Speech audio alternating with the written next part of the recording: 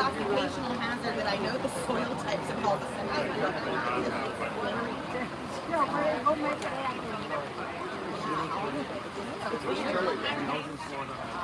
Over here. I think over here. I just walked over there.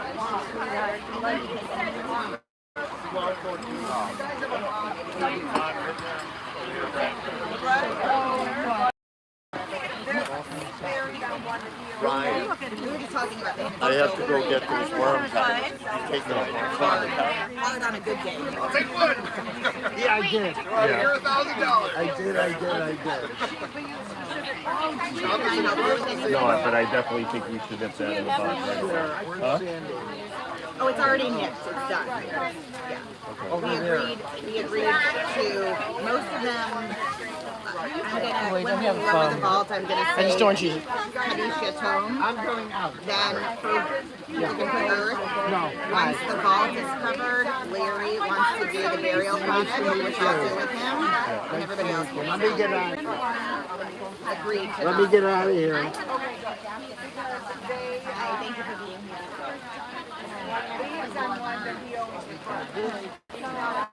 Cynthia, is this the only? Well, the way it worked out. Just fill out. Yeah, but it looks like the piece that was on the inside. I'll look in the. Let's put this up. See if we can find it, but we need to get.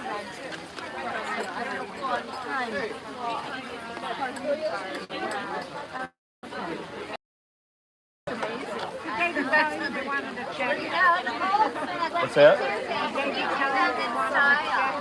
From you? Not a car.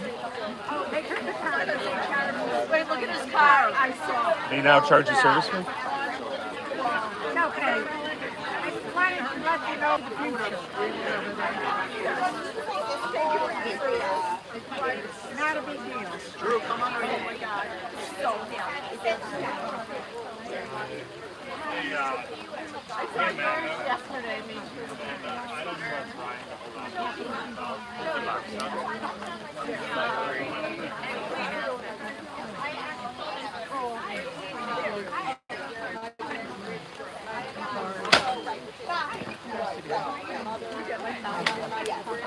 I have it on my phone. Over here, please.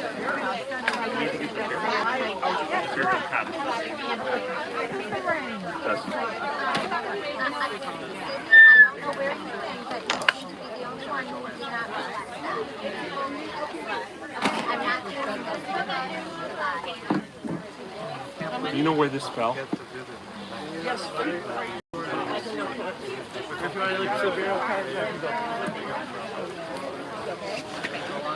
Test 1, 2. Ladies and gentlemen, we do have umbrellas and a bucket over here if anybody needs one. How many burial cards? What's up, please? Just one. This one? Okay. Well, no, whatever you got. But let's get these past. So I'm going to give these to you right now. Here you go. I have heels. I have heels. I said I'm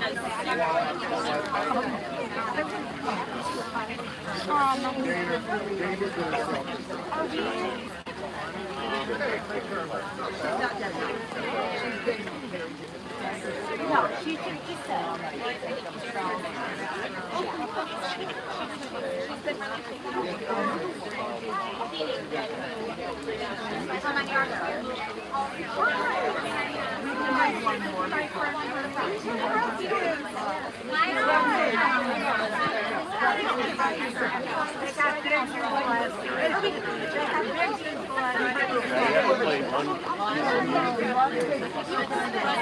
I need to finish setting up. What? Are we walking in with you guys? Yeah, you guys are called over. We'll get her up for 1 second. We're getting you up for 1 second.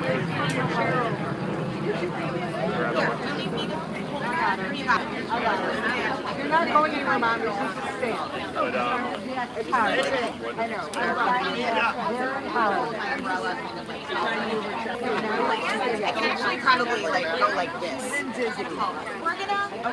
They're gonna bring you behind the hearse, but you don't even need to do it yet. Yeah, no, I'm just telling the boys. Oh, There's your purse. I got your purse. we're gonna be back a little bit. It's fine. I don't know if it's on the whatever.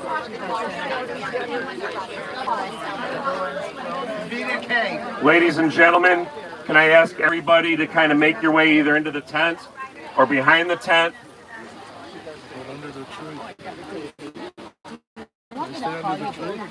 And can I ask the grandchildren at this time that are going to be pallbearers to come forward to the hearse? So grandchildren. We want to do the flag presentation first and then the song. Yes, we are, but no, we're going to do the song right before the carriage. Okay, perfect. It's this lady. Grandchildren, you need an umbrella. I'm just telling the military who you are, because they're going to present a flag to you. Okay? Thank you. Rabbi, I'm going to suggest Whatever you need to do. I'm going to suggest we do the ribbons at the end. I'm fine with that. Okay, because there's so many. Yeah, whatever, however you want to do it. Yeah, and because we got delayed. I Not a have. problem. Here's a clergy card for you. And programs are. Oh, he's got Lakewater official. Take your A time. Packers hat.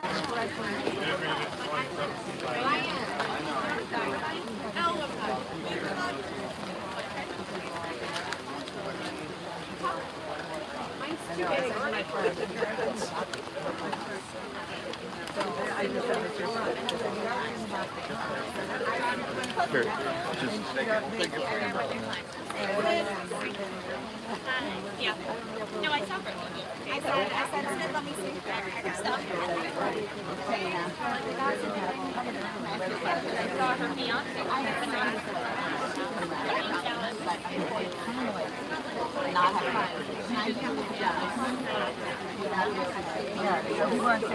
I'm just trying to like, it just feels to me like, okay, she is here in spirit, but I will reach down and tell the story. Perfect, okay, great, thank you. Just checking.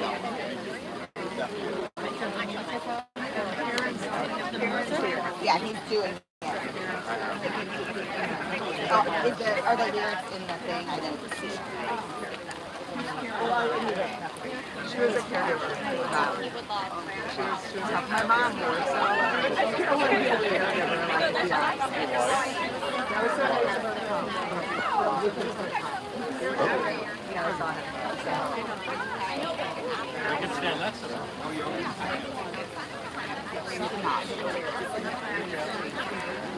You don't see them. Do you see them? I told my mother. He's going to play it. Okay, ladies and gentlemen, we're going to begin the service in just a moment. I want to make a couple announcements. If everyone could please pay attention. Please, at this time, let's turn our cell phones to silent mode so they don't disturb the service. We're turning yours off. Abe was a proud member of the U.S. Army, and so when the pallbearers bring the casket up and place it on the lowering device, there will be honors, and at that time, everyone please rise. If you're a veteran, please salute. If not, please put your hand over your heart. This is during when they play taps. Then you go ahead and be seated. There's going to be a song that we're going to be playing at the beginning while the pallbearers are bringing the casket up. I'm told this was Abe's favorite song.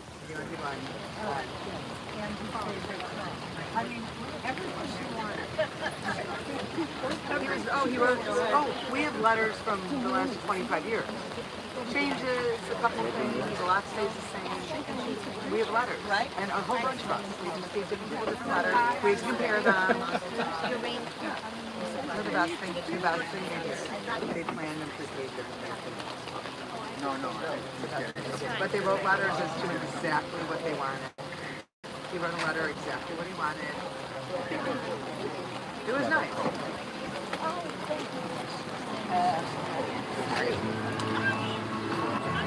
Pallbearers, please come forward.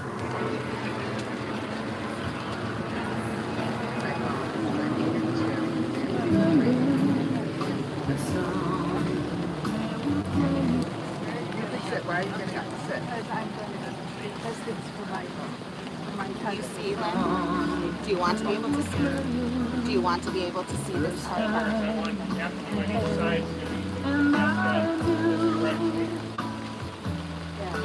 As we sway to and held to each other, I fell in love with you.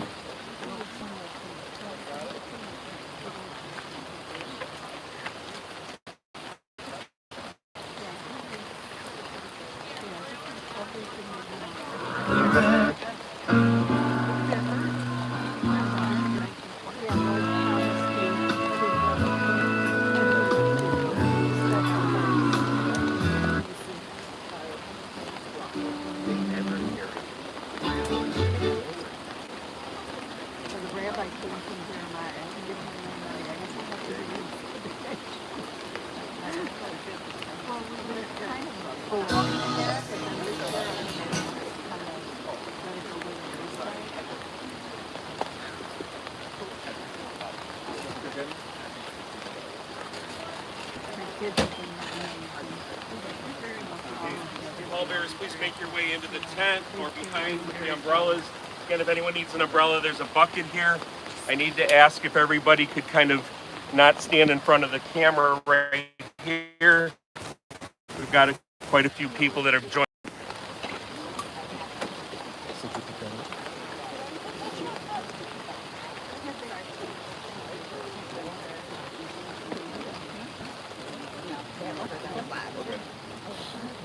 You know what?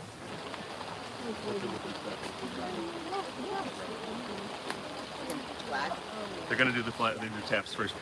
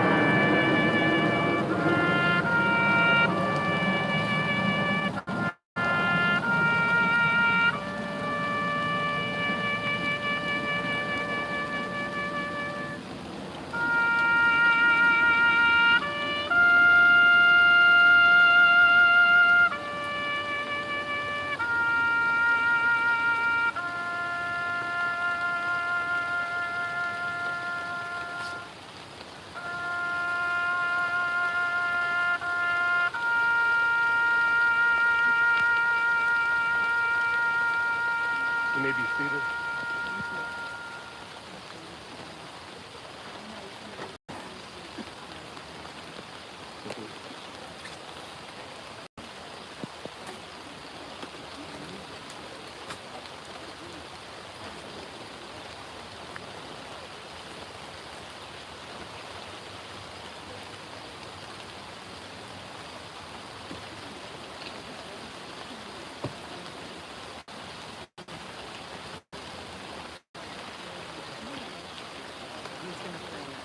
They're going to be giving you a dry flat.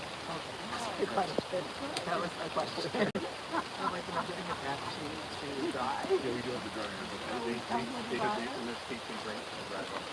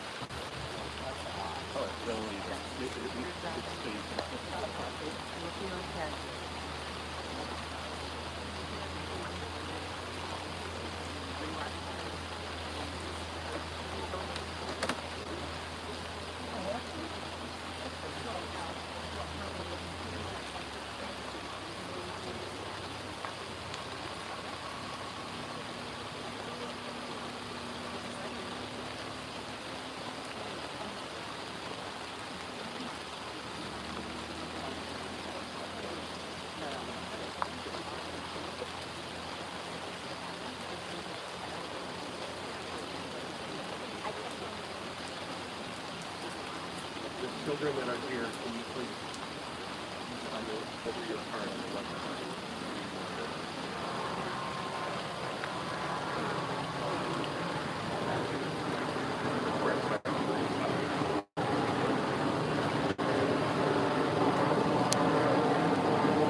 All the children at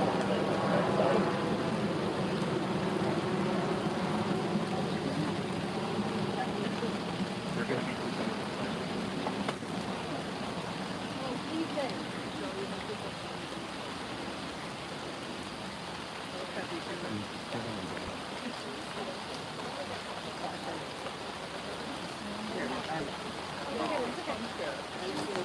Sorry. They're going to be coming right through here right now.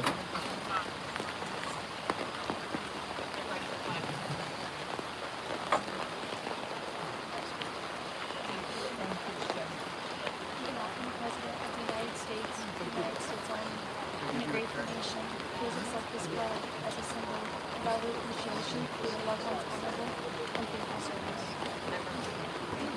Thank you. I really need you to come through here so I can film. Just one moment, Rabbi. Folks, I need to have this area, please, so I can film.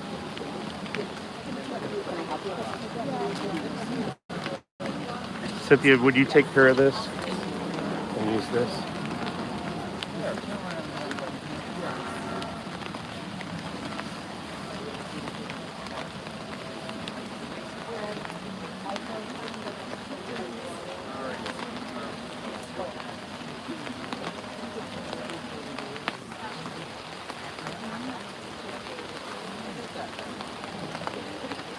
Please be mindful of this.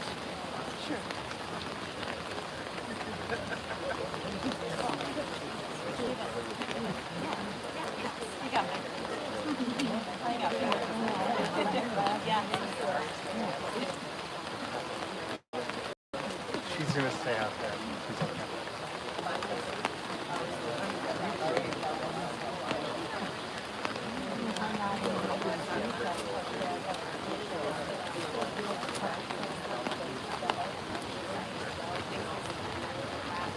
We're about to begin the service now. Again, please turn your cell phones to silent mode. Funeral service is going to be conducted by Rabbi Wendy Gefflin. Did everybody get ribbons? Yes, I took care of it. They've already turned them? No. Okay. So you're wearing, everyone who has a ribbon on, the ribbon is a symbol of your heart, your torn heart, your broken heart.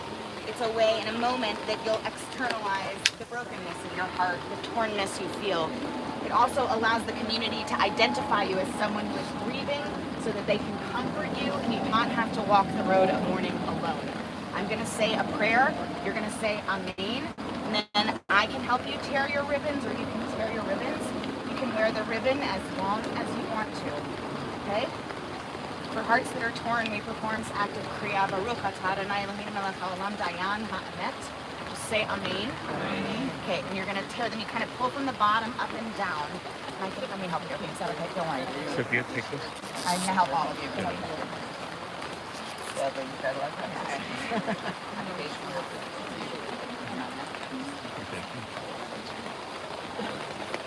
don't want to make Russ take me out. I mean, that would be, yes. I love you. It's okay. I don't know. No, it was just coming to see the rabbi for my brother.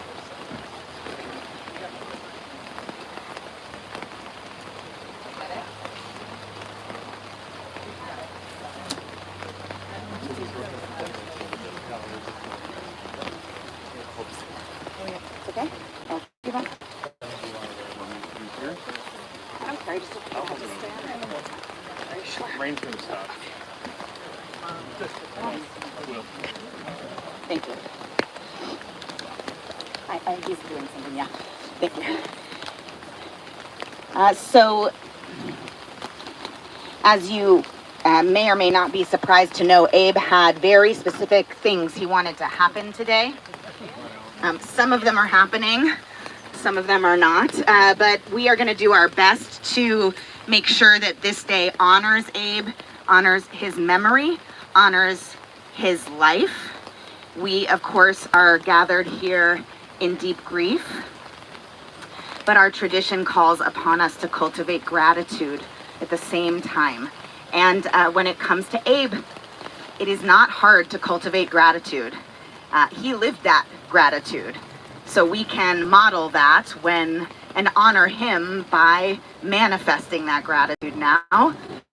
But that habit, that sort of bringing in of gratitude into our hearts, that remembering Abe for the fullness of his life, it can soften the harsh ground of grief that we walk on for ourselves, for each other.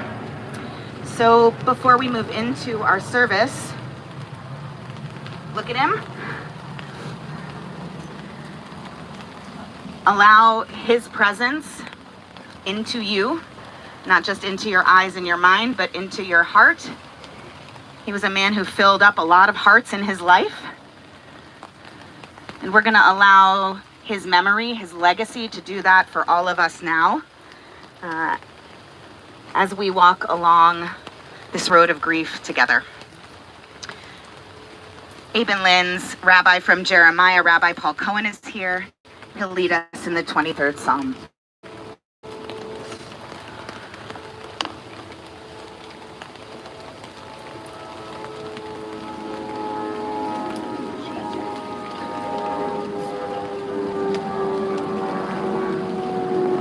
It was about a year ago that I had the great privilege of meeting Abe and Lynn, and it should be no surprise to anyone that they wanted to meet me and to learn more about the synagogue and to learn more about what the values were. And I remember that Abe was particularly proud of the Hebrew that he was able to share, and would pepper with phrases and just the joy that was a part of his life, and I was able to gratefully to experience that. One of the things about Psalm 23 is that it promises that even though we are in the valley of grief, the shadow of the valley of death, that we walk through it, each at our own pace, that we're not destined to continually to remain there. We can move through with the help of family, with the help of friends, and certainly with the cherished memories that we have of Abe's life. Adonai ro'i lo echsar, bihino teshe yarbitzeni, al mei menuchot Yena'aleni, nafshi yishovev, yancheni v'maglei tzedek, yancheni v'maglei tzedek, leman shemo, gam ki elech b'getz al mavet lo yirara, ki ata imadi, shivtecha umishantecha hema yenachamuni, taharoch lefanai,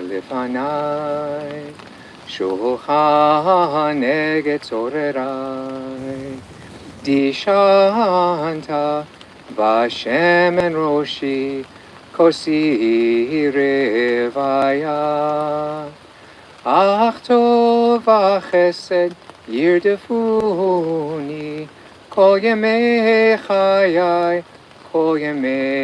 Chayai Vishavti Bevet Adonai Leo Yamim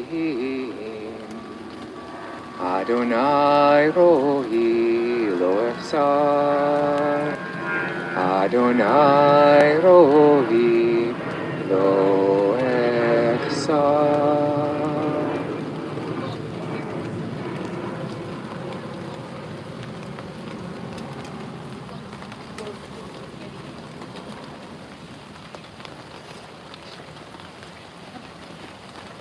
from the book of Ecclesiastes.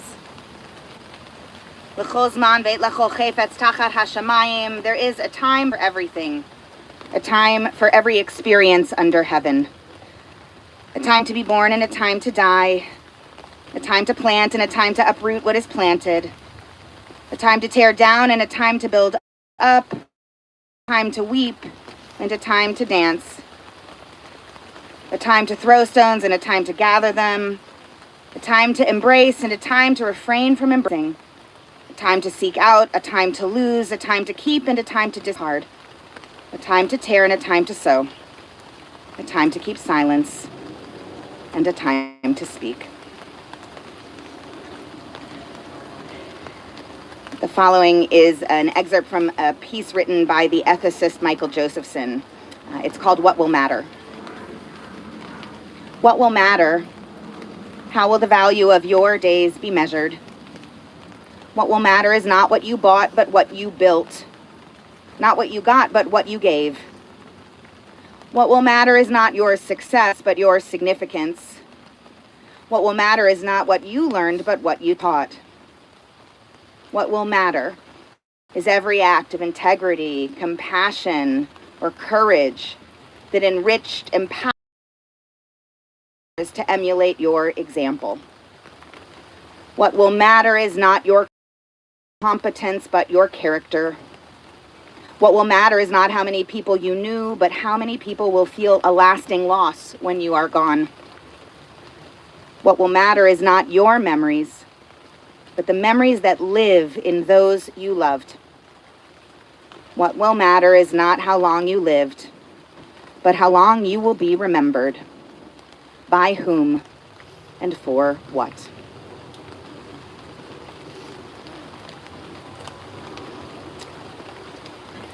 We gather today to remember and celebrate the amazing life of Abe, a beloved husband, father, grandfather, great-grandfather, a veteran. Abe actually died on Flag Day, something that would have been notably meaningful to him, a mentor, an activist, a lover of culture, a man whose life was marked by gratitude. In Pirkei Avot, the Rabbi Ben Zoma asks the question, Ezehu Ashir, who is rich? And then he answers, Hasameach bechelko, the one who rejoices in what he already has. Not the person who possesses the most, but the person who knows how to look around and say, I have been blessed. That teaching really was written, I think, for Abe. Every day, Abe spoke about how grateful he was for his life. He never focused on what wasn't there. He delighted in what was present. And he never stopped saying so. Just a week ago, he and Lynn celebrated 50 years of marriage, 50 years since they stood under the chuppah at Jeremiah in June of 1976. Abe told Lynn, I love you in the morning and at night and throughout the day, every day. They were affectionate. They were grateful. Their story began at a response center meeting in '74 when Abe asked whether anyone was driving north because his car was parked at the train station. Lynn said she was. They stopped for a hot fudge sundae, and the rest was history. Theirs was a love story built not on extravagance, but on appreciation. It was a partnership that brought joy not only to the two of them, but to everyone blessed to witness it. Of course, there was nothing more important to Abe in his life than family. He was the devoted father of Larry, Greg, Dana, Beth, Brett, and Davy, father-in-law to Mary Ellen, Lila Ray, Lee, Sarah, and Brian. And though the love he shared with each of them was equal, the relationships he shared with each of them were unique and special. He was Papa or Grandpa to Jessica, Jory, Ethan, Alex, Ari with Jim, Michaela with CJ, David with Hannah, Max with Julia, Sydney with David, Sam, Marley, Matthew, Andrew, Amanda, Joey, Tyler, Luke, Ryan, and Charlie. That's a synagogue, like. And he delighted in being a great-grandfather to Rafa and Grayson. Every one of these individuals mattered They were his heart. He knew them. He adored them. He celebrated them. Each grandchild knew that his face lit up when they entered the room. And Abe wanted everyone together, especially around the Jewish holidays. His favorite philosophy seemed to be the more, the merrier. Perhaps nowhere was that spirit more evident than at the lake. When Abe and Lynn purchased their place on Lauderdale Lakes in Wisconsin in '82, with its 105 steps down to the water, it wasn't luxurious, but all Abe wanted was the lake. And because he knew how to rejoice in what he had, it was everything he wanted. Eventually, there was a bigger boat. He became involved with the lake board. He became a fishing guide. The house grew larger. But what mattered most wasn't the property, it was the people, the grandkids, the meals, the laughter, the memories. The fishing, I know, someone about it. I didn't want to take the content. He wanted to share what he loved the most with everyone he loved. This was his love language. And that same spirit animated the rest of his life. Born on July 18, 1929 at Mount Sinai Hospital in Chicago to Jessica and Julian, and raised alongside his younger sister Sue, Abe grew up during the Depression. Like so many members of the greatest generation, he learned the values of work, frugality, and gratitude. As a boy, he worked. As a teenager, he and his friends cleaned the bleachers at Wrigley Field for the privilege of free Cub tickets the next day. Something they did every day, so there was an unending chain of tickets. After marrying Barbara, he was drafted and proudly served during the Korean War. And throughout his life, work was never simply about making a living, it was about purpose. He was seeking meaning. He was passionate. Ultimately, Abe was really a lover of creating space for more. You see this in his love of art. When he would ask Lynn about purchasing another piece, and Lynn would say, "There's no more space," he would say, "There's always another wall." And that's a philosophy too, right? There was always another book to read, another cause to champion, another person to mentor, another dream to pursue. He was an athlete who played handball, tennis, squash, 16-inch softball, and he swam. He loved singing Kiddush on Friday nights. He loved Israel. In 1967, before the Six-Day War, he was prepared to go to Israel and fight. When that option didn't become an option any longer, he traveled to Washington to advocate for American support for Israel. He was deeply committed to the Jewish people and the values he believed in. And those values led him to make the world better. He volunteered for the causes that mattered to him, and long before common language, Abe acted on those principles. While managing at Merrill Lynch in the merchandise mart, he became the first manager in his firm to hire African-American stockbrokers. And when he noticed that a talented woman who was training the brokers wasn't a broker herself, he told her that she shouldn't simply be teaching others to do the job. She should become a broker and own the space in her own right. Abe believed in people. He believed in potential. He appreciated the blessings around him. Which brings us back to our tradition. Cheer, who is rich? The one who rejoices in what he already has. Abe was rich beyond measure. Rich in love, in gratitude, in family, in purpose, in friendship, in memories. And because of this and so much more, his memory is always and already for blessing. So we will hear from the deepest blessings in his life. One of the things he requested was that Dana offer a eulogy at his funeral. So Dana.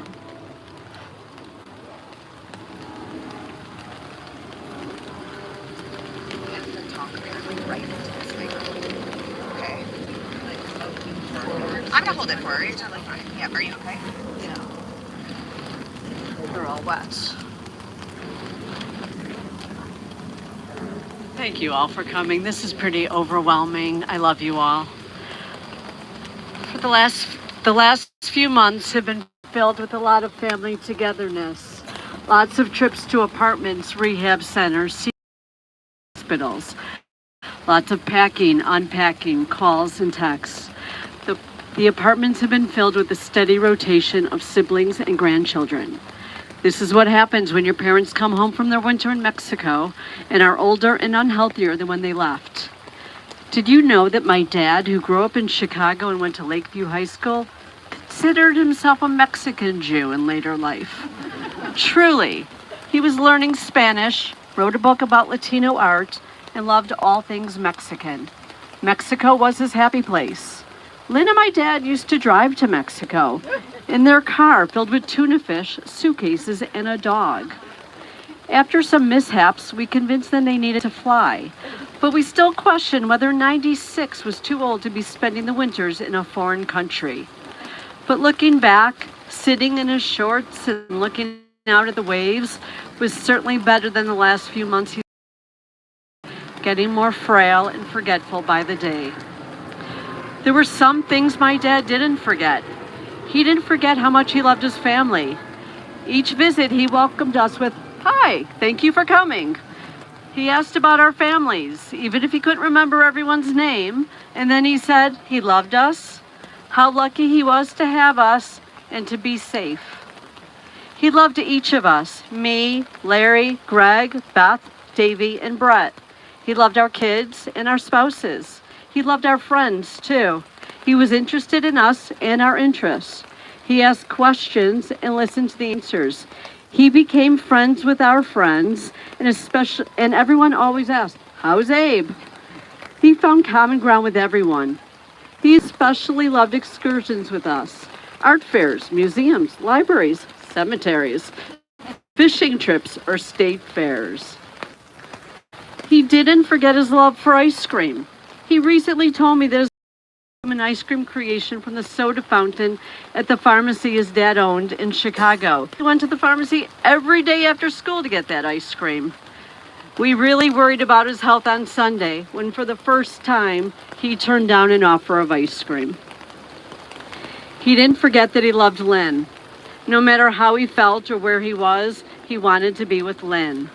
After years of travel, adventure, and so many friends, he wanted to dance with Lynn, eat meals with Lynn, and just be together. Last week, they celebrated their 50th anniversary. We think he deliberately stayed here in order to celebrate that milestone. He didn't forget his cousins from around the country that he loved so much. He kept in touch with cousins, nieces, nephews, and urged all of us to always look up a cousin when we went out of town. We rarely did, but he kept at it. His cousin Mariel and Bill visited with him just last week. He didn't forget how much he loved all of his grandchildren. He asked about their sports, classes, dates, dreams, careers, and majors. He constantly urged them in person and through many emails to follow their dreams, start a company, write for the local newspaper, and to look for a romantic relationship.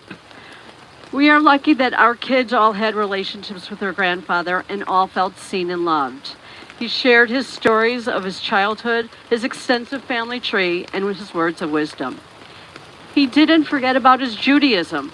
He was a proud Jew and he loved celebrating the Jewish holidays. When the kids were younger, we would have gift extravaganzas on holiday, where all the grandchildren would open gifts simultaneously in the hallway of the Lake Forest house. It was crazy, but they loved it. My dad and Lynn and my mom came to Israel for Ari's bat mitzvah. We love the pictures of my dad dressed as a Bedouin on a donkey ride in the desert. He celebrated Shabbat and loved going to synagogue. The last 8 years or so, our parents celebrated Hanukkah by making latkes for their friends in the condo building in Mexico. Even when he could barely stand, he cooked latkes in the fryer because he wanted to share his customs with his friends. He grew up in a household where his grandparents were very religious. He went to Sunday school and Hebrew school, and he even became a Sunday school teacher. No one could blow a shofar better than my dad, but Alex is trying. He didn't ever forget tzedakah and tikkun olam, whether it was giving to Jewish Federation, where he was the first chairman of the Response Center, volunteering at the Lake Forest Library, or donating money to Purdue University or Ukrainian students at the College of Lake County. He believed in helping others. He was passionate about the things he cared about. He was always politically active, originally as a moderate Republican, but more recently as a liberal Democrat. He worried about events. He marched to save Soviet Jews. He wrote letters to Don Rumsfeld about American troops in Southeast Asia, emailed Brad Schneider about creating a memorial stamp to those lost to COVID, and he rallied for reproductive rights. But his overriding concern was for immigration. He detested and feared the current president. He especially hated his attack on immigrants, as his own grandparents were immigrants. He constantly warned me of the dangers. He didn't just talk the talk, he showed up for all of my political events. I think he came. But he showed up and he asked questions. Hold on. Something. Hold on. Sorry. Yeah, but it just pushed something accidentally. I was trying to get him to hear it.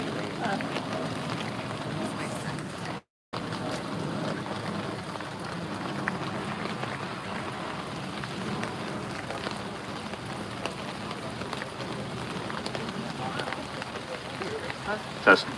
Okay. Sorry about that. Okay. He didn't just talk the talk, he showed up for all of my political events. He came for the brownies, but he showed up and he asked questions of the politicians. I'm sure my interest in politics came from my dad. Abe Goldsmith lived a full life. He went to Purdue University, served in the Army, and was married to Barbara, my mom, for 25 years. They met in high school and got married after attending Purdue together. He was a great father to Larry, Greg, Beth, and me.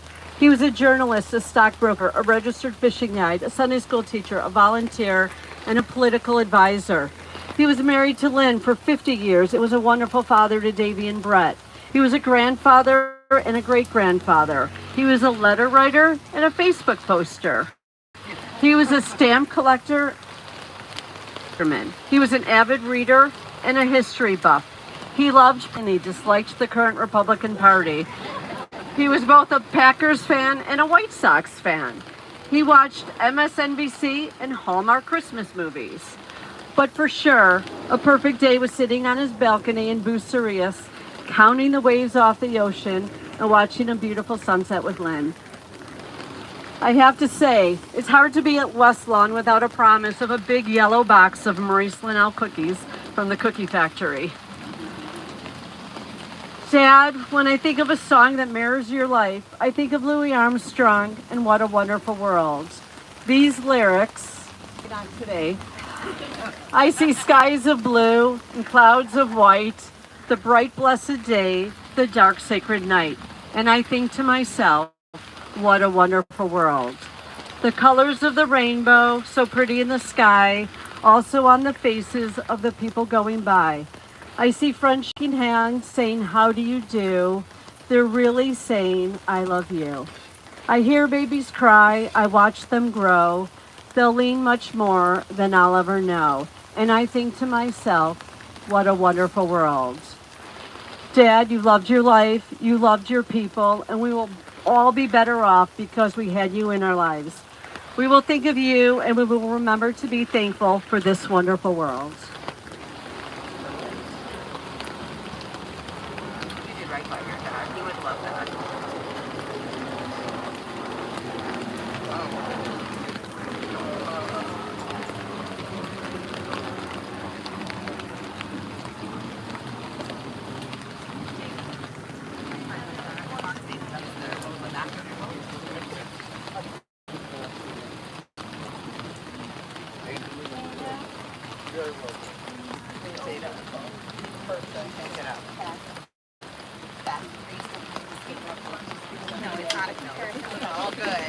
Your words are beautiful too.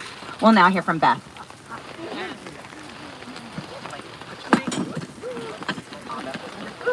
Buenos dias. How my dad would start every morning. It's very hard to speak after Dana because that was like the most beautiful tribute to our dad. So thank you. I first want to thank everyone for being here today. I mean, there has been hundreds, if not thousands, of beautiful outreach from our family and friends, and the love and support and kindness that we have received for a man who is turning 97 and has had such a beautiful life, and it just shows he's touched so many people. So thank you, and thank you for being here in this. My father lived with integrity, curiosity, and a deep devotion to family. He shaped so much of who I am. He inspired my love of art, volunteering, and giving back while teaching me the importance of compassion, education, community, and being Jewish. Through both everyday moments and family traditions, he taught me responsibility, perseverance, and the importance of showing up for the people you love and to always stand up for what I believe in. One of the greatest gifts my father gave me was teaching me the importance of being present. He never seemed to rush through life. When we drove together, he often chose the scenic route, enjoying the journey as much as the destination. When we talked, the television was off, the radio was silent, and his attention was completely focused on the conversation. He had a way of making people feel heard, valued, and important. He genuinely cared about people. He was always willing to help, to mentor, to teach, and to share what he had learned. He welcomed everybody with warmth and kindness, and he never stopped taking an interest in others and their stories. Throughout my life, my dad remained a steady and loving presence. He drove me to college, walked me down the aisle, celebrated milestones, and supported me through life's challenges. That same appreciation for life was reflected in the simple pleasures he treasured. He loved fishing in the summer and ice fishing in the winter, before eventually trading cold winters for Mexico, what he called another day in paradise. There he enjoyed swimming, watching sunsets, learning the language, and getting to know the local people. He enjoyed walks and, as Dana said, Hallmark movies, cheering on the Green Bay Packers and the Chicago White Sox. He also proudly followed Purdue. My father built a remarkable life centered on the people who mattered most. Over the course of 74 years, married to two wonderful women, though thankfully not at the same time, he helped create a family of 6 children, 19 grandchildren, and 2 great-grandchildren. Nothing brought him greater joy than watching his family grow and remaining an active part of our lives. And through it all, there was Lynn, the love of his life. Their 50 years together brought him tremendous happiness, and he never missed an opportunity to tell her how much he loved her and how much he appreciated her. They truly had a love story. I adored my father so much, and I'm so grateful for the time we shared. He lived a life filled with gratitude, generosity, and love. While we will miss him every day, his legacy lives on in the lessons he taught, the traditions he cherished, and the family he nourished. His was a life well lived, deeply loved, and profoundly appreciated.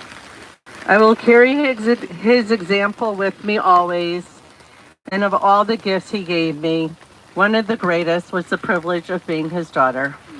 May his memory always be for a blessing.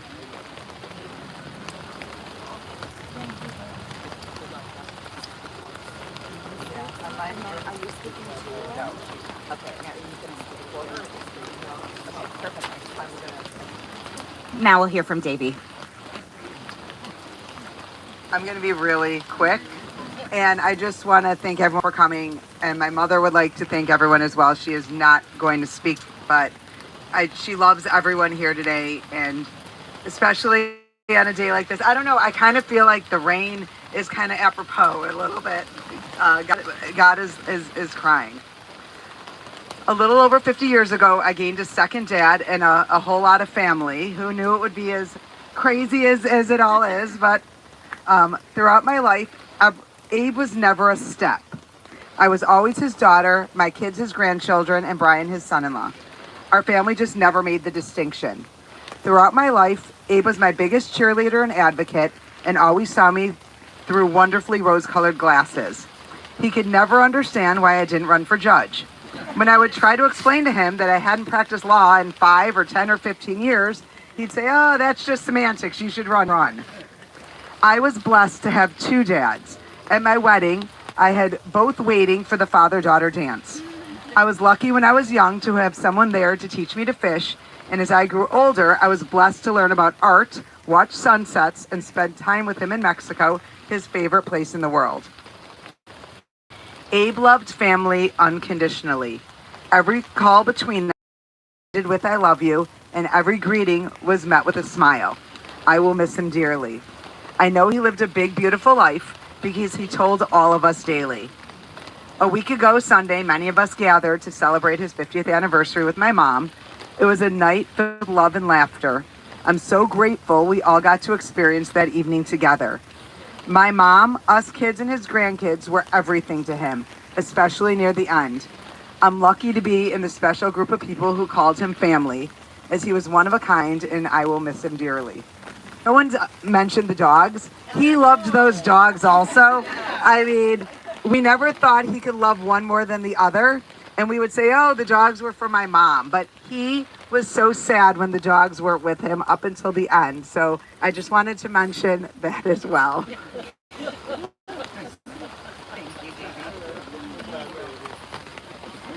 And lastly, we'll hear from the grandkids.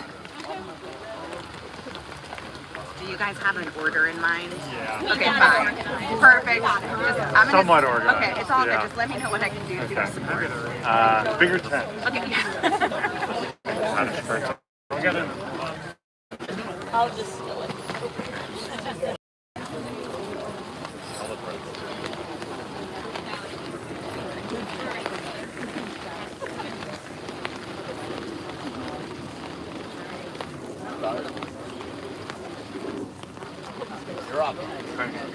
In his 2017 autobiography, not to be confused with the 2019 version or the multi-page corollaries he would ask us to read over email, our abuelo wrote, in the words of the great Yogi Berra, "When you come to a fork in the road, take it." He further said, "I think of these words often as I review my lifetime and the forks I've approached and the forks I've taken." In another article that year about him in a local newspaper, he said his life motto was be interested in something and pursue it. Our grandfather took many forks and pursued many things.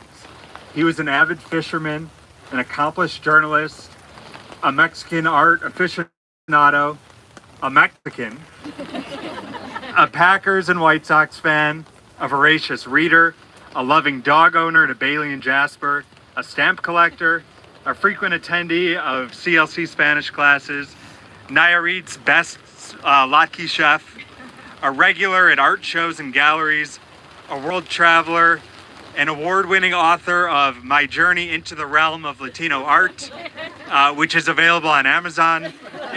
In lieu of flowers, please donate to JUF, or more importantly, purchase his book. But of all the forks he took, he always took the one that to our family. What he was most interested in was teaching us and learning from us. He loved to give us academic advice.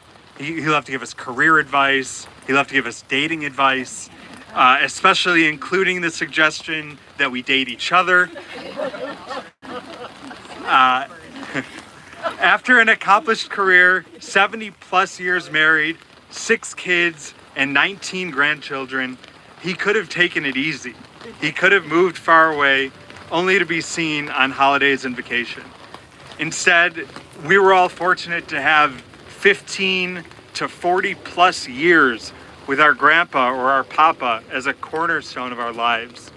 He attended all of our bar and bat mitzvahs every single year. He was at every single one of our graduations, multiple per year. He met and loved all of our significant others.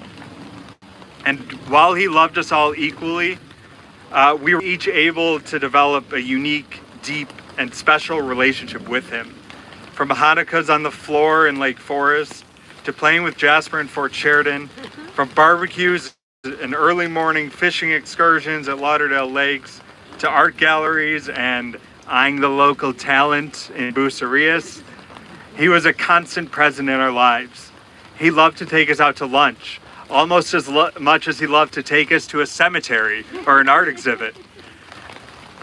Even when he, as most people in their late 80s do, packed up his car with his wife and his dog and moved to Mexico, he stayed connected with us, inviting us down to stay with him and Grandma, calling us to brag about the clear skies and blue Pacific Ocean during days like this, or to send us emails about our extremely, extremely distant relatives.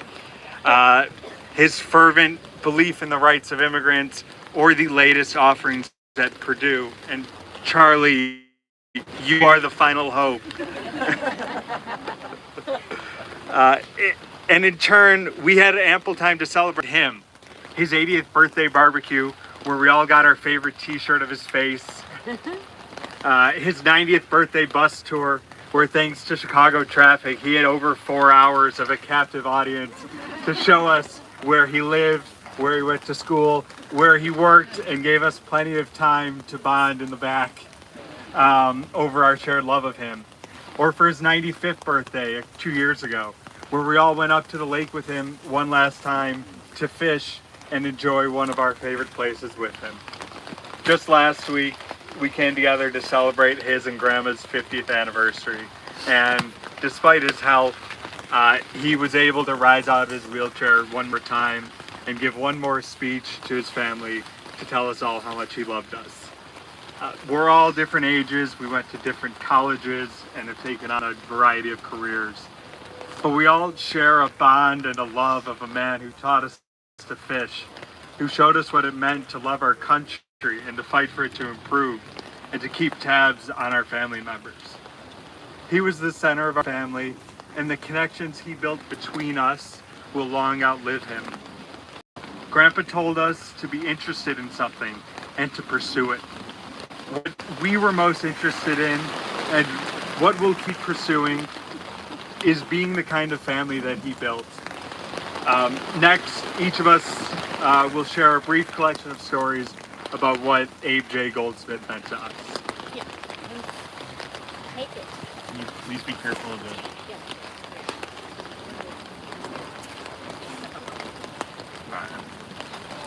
Thank you, David. That was a little introduction. I'll speak on behalf of me, Max, and Joey.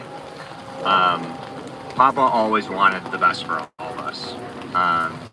Joey recalls a time when he was young during a basketball game. He was subbed out, and as he sat down on the bench, he saw Papa walking down the stands from the bleachers all the way down around the court and sat right next to Joey on the bench to give him some well-timed advice. Joey was a bit embarrassed at the time, but looking back, Papa was always looking out for us and just trying to pass on his wisdom. Papa was always honest.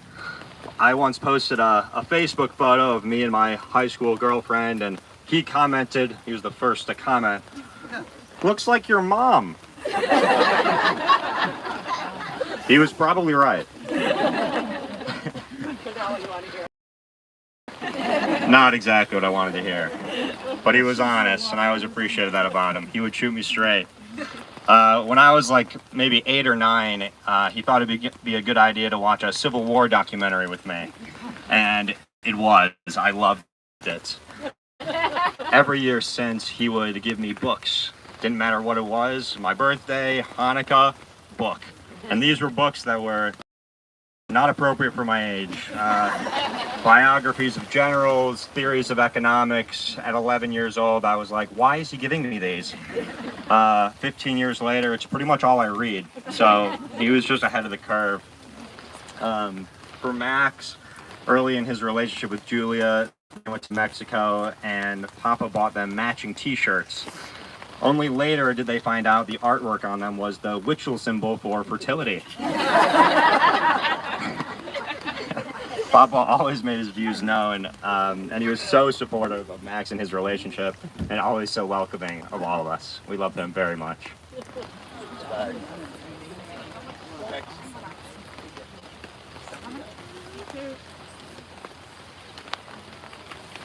I'm going to speak on behalf of me, Amanda, and Ty. Papa made friends wherever he went, and he always was a believer that it was more the merrier. Whether we were bringing friends and family to the lake or down to Mexico, he made an impact wherever he went. Walking through the streets in Bucerias, it seemed like everyone knew his name. He brought Amanda and I, one of the last times we were there, to one of his favorite artists, a couple who one painted, one sculpted. Not only did they give Amanda, myself, and one for my brother a painting to take home solely because they loved Papa, but the artist showed us a painting that their son did. Papa, being the person that he was, immediately wanted to support their son's adventure into art. The only problem was the painting was of Jesus. When we explained to him that he can't buy it, he said he did not care and he would put it in his closet where he would be the only one to see it. In that moment, he was supportive, intentionally and unintentionally funny, compassionate and caring, all qualities that we saw daily in our Papa. We loved him.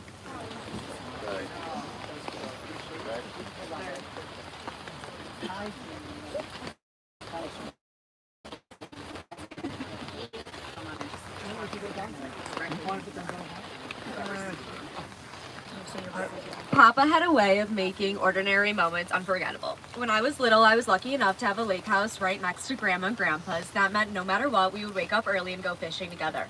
One day it was pouring rain, but Papa was still determined to go fishing, so we went anyway. While we were out on the lake, our boat got stuck in the weeds, and we needed someone to come and rescue us and bring us back home. Luckily, another boat was out on the water.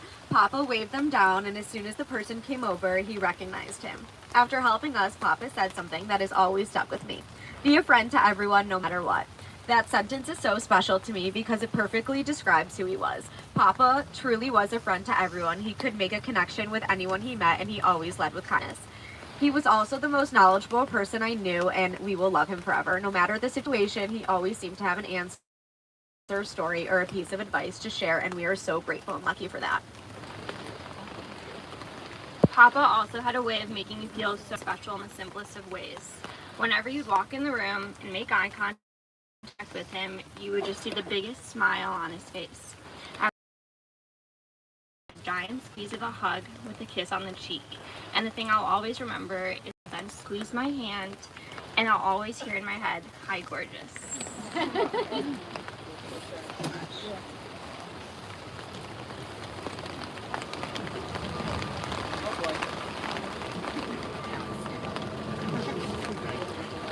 My mind is flooded with countless childhood memories of Grandpa Abe, or Abe.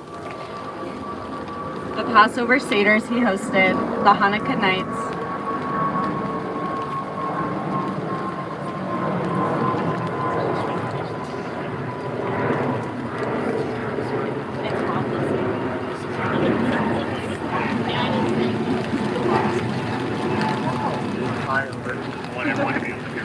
we planned that.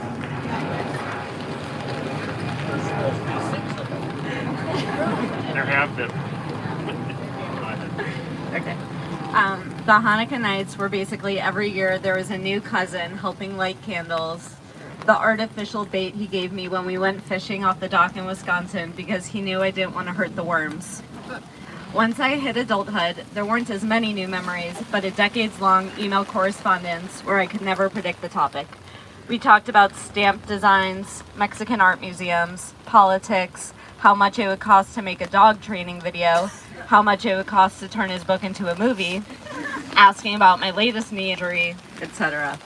But my favorite email from Grandpa stemmed after his 90th birthday bus tour. He said, "Ari, I confess that I have not stopped thinking about your description of your tightly packed and long working days. There's got to be a better way. I would think that in today's world, young people need to be thinking in terms of starting their own business, taking the risks and working for themselves instead of others. The key word is entrepreneurship. Think about it, Ari." He then listed all the successful family members and random acquaintances of his who could sit on my board of directors. He ended the email with, "If you don't have time to think about it, dream about it." When I explained how perhaps one day I would branch out on my own, but I was 2 years into the workforce, he responded, like Sinatra sang, "I did it my way. We are behind you 110%. Love, Grandpa." Every day of my life, I felt his unconditional support, and so did my husband, Jim. He's home with our son, who Grandpa exclusively called Rafi, but he wanted to share words.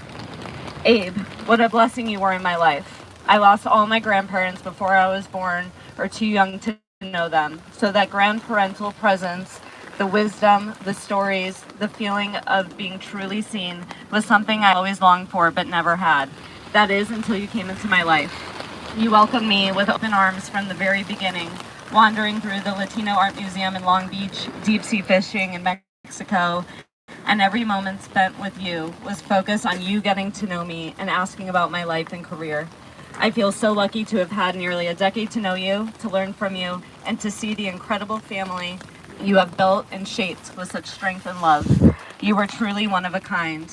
A passionate human being, a fighter for human rights, a lover of art, a man who adored his family with his whole heart. I hope you know how much you meant to me and how deeply you impacted my life and the lives of everyone around you. We love you so much.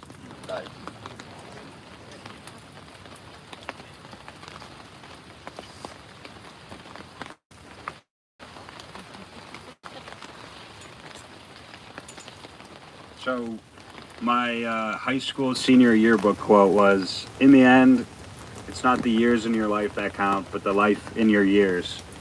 In Papa's case, even at 96, the life in his years is what made him so remarkable. As most people already knew, and everybody now does, after all these stories, family was so important to Papa. We all felt so much love from him growing up, and we all loved him back and are so grateful for the time that we spent with him. The lessons that we learned from him and the values that he passed down to us and our memories together will live on through all of his grandchildren and our children for many years. We love you, Papa.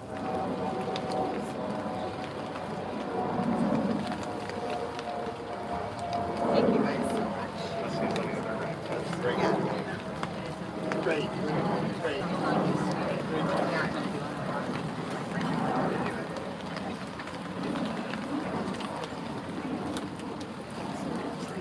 Thank you all so much for those beautiful, beautiful words. What a beautiful tribute to an incredibly full life and such a powerful legacy. We'll turn now to El Malay Rachamim. If you're seated and you're able to rise, please do so. Yeah, then you don't have to stand up. El Malay Rachamim, Shochen Bamromim, Hamatzei Menucha Nechona Tachat Kanfei HaShechina Im Kedoshim U'Toharim, Kazohar HaRakia Mazirim Et Nishmat Avraham Ben Yehuda Hersh Tzvi, Shalach Leolamo. Ba'al harachamim yastirehu b'seiter kenafecha leolamim v'yitzur b'yitzur ha'chayim et nishmato Adonai hu nachalato v'yanuach b'shalom ha'mishkavo v'nomar Amen. Compassionate God, eternal spirit of the universe, grant perfect rest in your sheltering presence to Abe Goldsmith, who has entered eternity.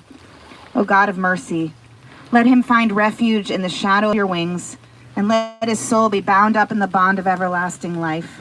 God is his inheritance. May he always rest in peace. We say together, Amen. Friends, at this time, the cemetery staff is going to lower the vault onto the casket. You can be seated for this if you have a chair. It'll take a few moments. Lynn, I have earth from Israel. Can I put it on the casket? Is that okay for you guys?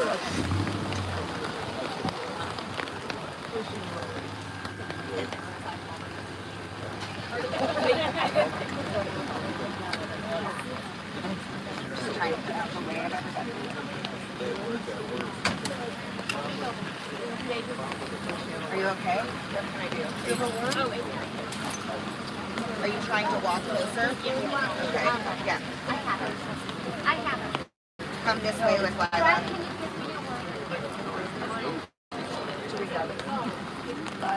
This is a bigger umbrella. I don't know. Yes, please. Okay, no, it's just that I don't think we have.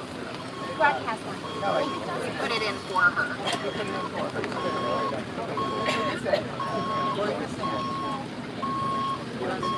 Maybe you want to umbrella?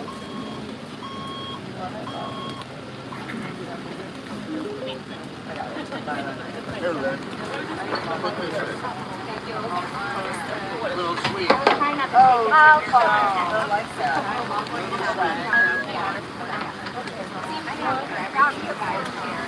yeah. Go tell her.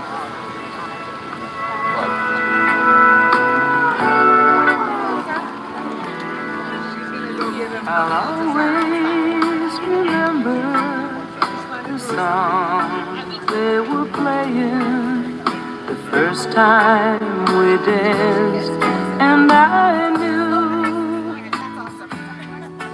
as we swayed to the music and held to each other, I fell in love with you.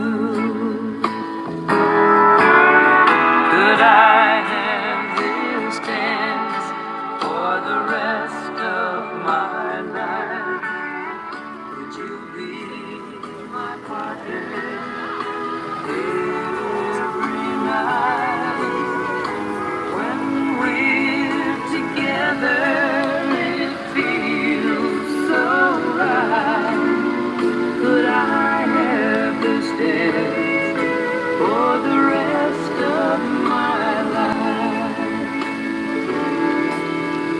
I'll always remember that magic moment when I held you close to me as we moved together. I knew forever you're all I'll ever need.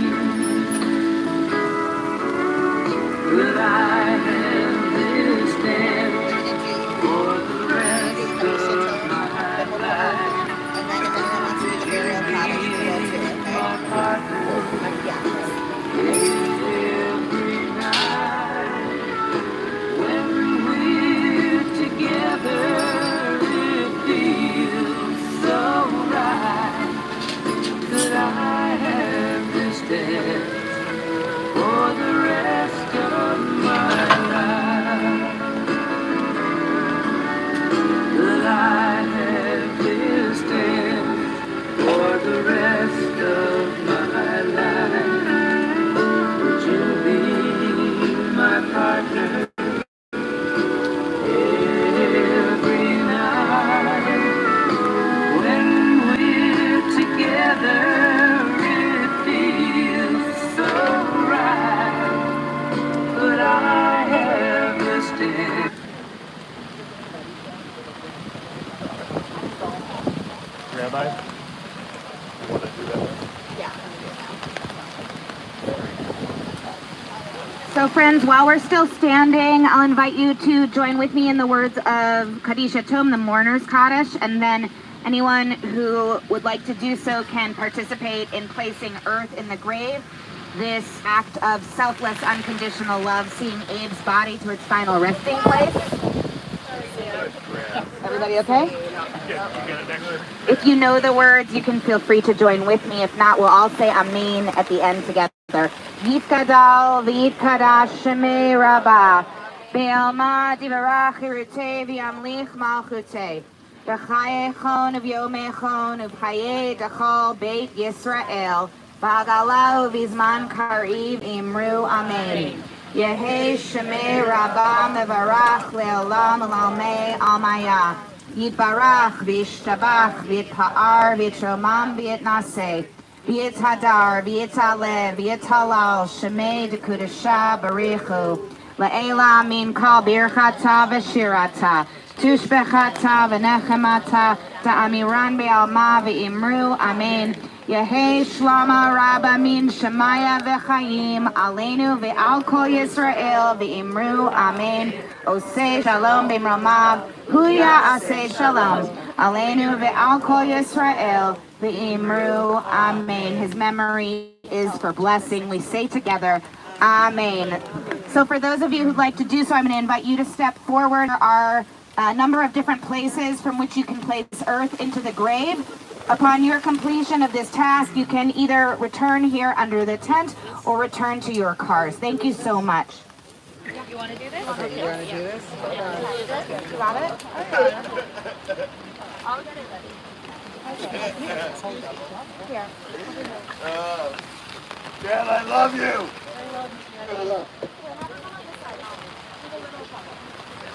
Here, There's a little shovel. Come over here. Here, little shovel. Yeah. Go over to this one. Yeah, you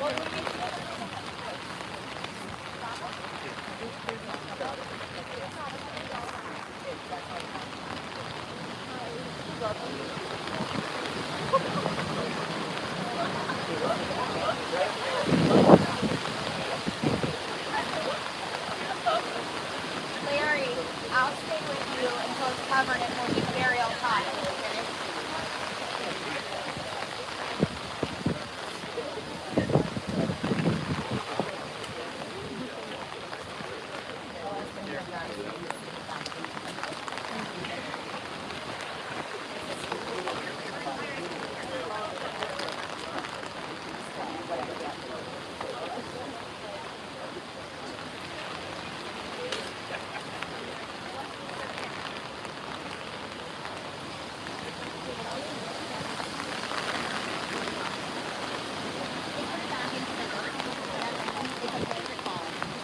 Gentlemen, I want to encourage everybody to make their way to the cars. You can visit with the family at the Shiva.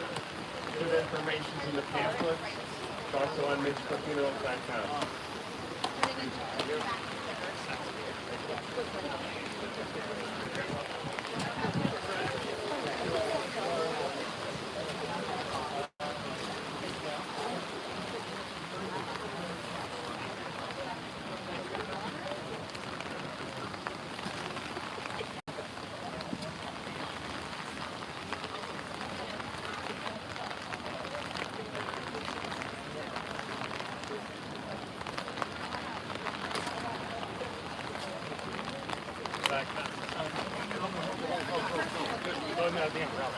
Oh, sorry. I didn't know.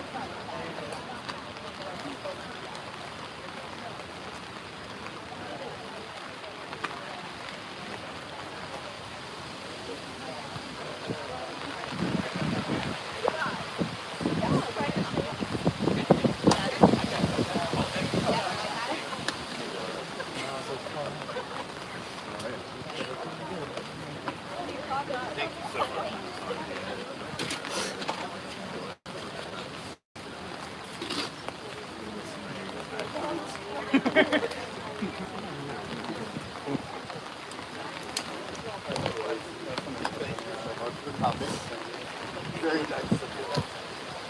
My dad see you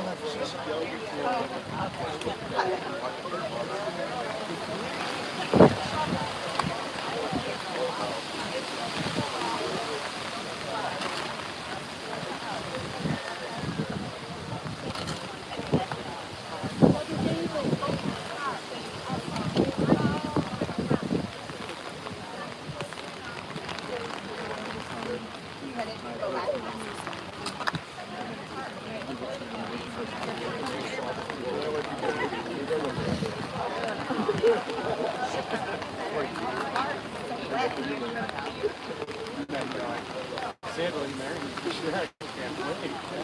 Not doing this to it.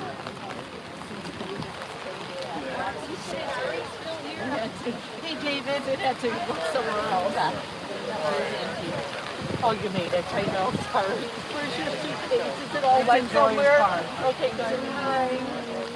Thanks. Where's Tori? Are they still here? It was nice to know. Anyone else like to I'm so glad you guys made it. Get the fuck out of Hey, here. Rod. Hi. This our grandparents? A lovely day. I don't think so. Where are you going? Beth, I just want to say I saw his mother. My dad loved you. He loved you. Love family. Yeah. Hey!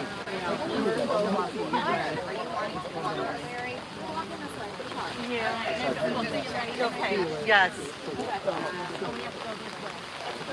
Oh, we're still going on that side? No, but we're going to try to cover the white.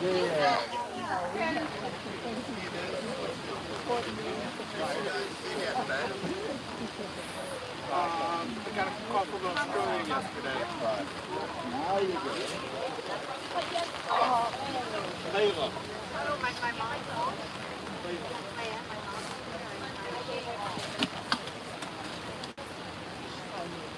Guy out today. Don't knock this guy? No, the. Oh, When you hear go on.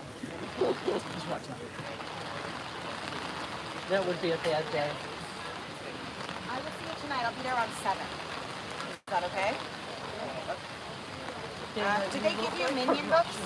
I'm so cold. I'll Yes. find out. It's fine. We have the Minion books. They have them? family Thank book you. and the family day. Beautiful tribute. It was just so The nice. kids up there are all mess. Oh my. It was amazing.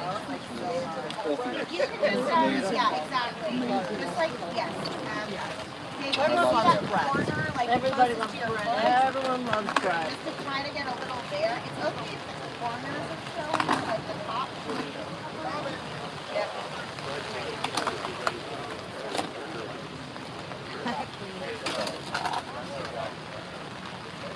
I think my feeling, you tell me how much you want to cover. It's completely your call. If you want the full coverage, I can strategize with you about where we need to go. Okay. My other comment would be, how do you feel about that? Would you rather? Are you, Yeah. They're wanting, I'm just trying to cover. Do you think the cemetery staff can help us? cemetery staff could certainly do it, but want to do it by hand. Yeah, they're okay. Want to give us an extra photo? Can we use that one, please? The goal is to just cover the white. So, like, yeah, you have to basically fill. Thank you, sir. Thank you, guys.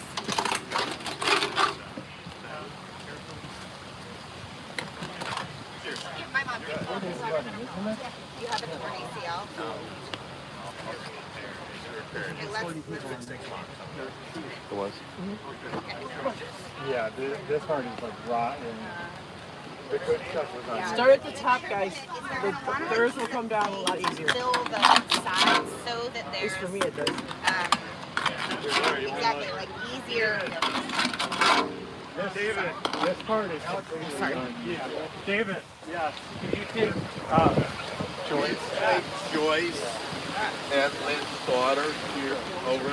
Can I Okay. steal that from you? Thank you so much. I don't need the microphone. The actual lid itself is concrete. That's what I told. I mean, Now, how about the cemetery workers just fill in the grave and then they do it? it's Probably fine best. with me. I think he's to at least cover the vault by. Kind of talk through all I'm this. just talking about. No, I know. I'm already wet. Doesn't matter. Yeah. to me. very happy that. How we doing? The other ones I need to wear on.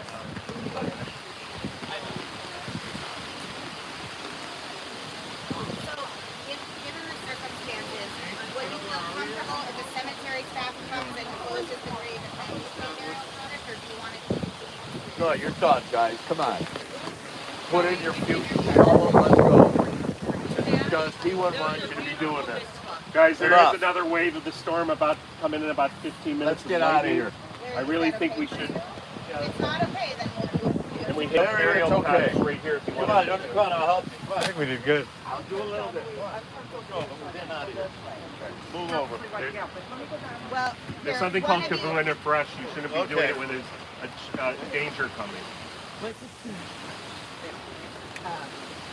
Guys, actually, Greg, can you come over here to this side because this is the side that actually needs it more. Yes. The problem is it's like it's they're cleaner to do from here. Yeah. Do it from here. Yeah, exactly. So, Greg, But it's going to take both because. watch the two women. Yeah, no worries.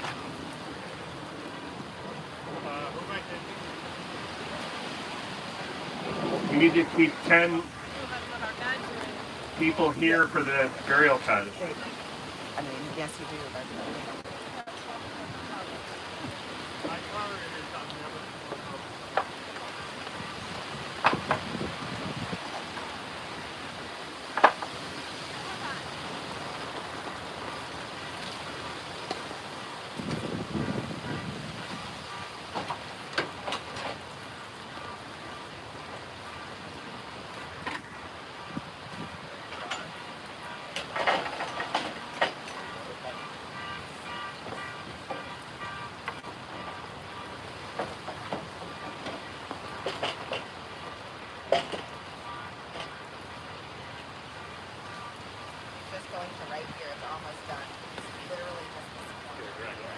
give me the brown.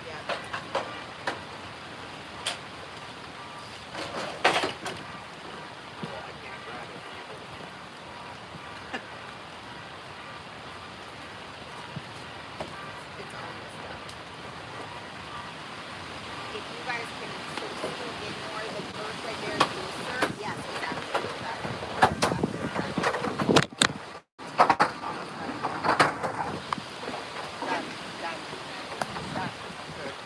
Nope. Sorry. In the corner over there. Almost. Yeah. You don't want me falling in. No, I don't. That's never happened to I me. lived so much with my dad. I know you It have. fucking wouldn't matter. I know. This is an act of love. You're almost there. Just right in the corner. Just right. One more in the corner. You can do it. Okay. Yep. There. You're done. You're done. There. You need to face the east when you do it. Just hold on one second. Where is the east here? This way. This way. This way. Grandma, do you want the mic or not? No. He just needs to say it. Okay. You're going to say it and I'm going to do your names. Okay? You need to see okay? Yeah. I'm here. Go for it. No, Cynthia. Here. Tell me when I'm supposed to say amen. Amen. Say amen. Amen. Yep.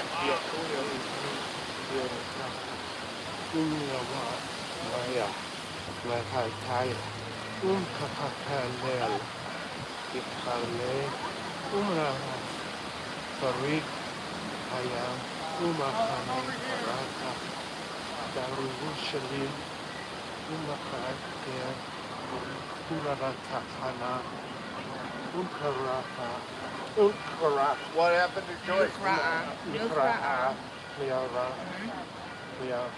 I'll take that, sir.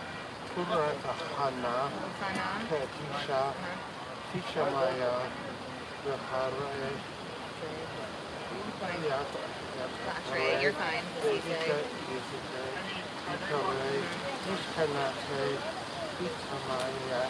Yeah, it's not.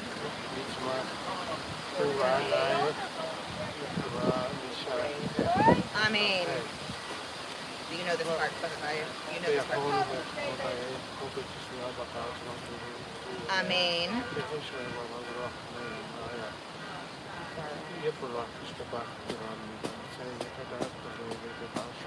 Rihu.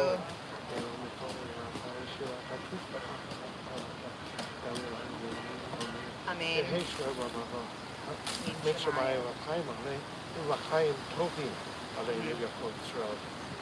Amen. Amen. Thank you for warning me about the. It's not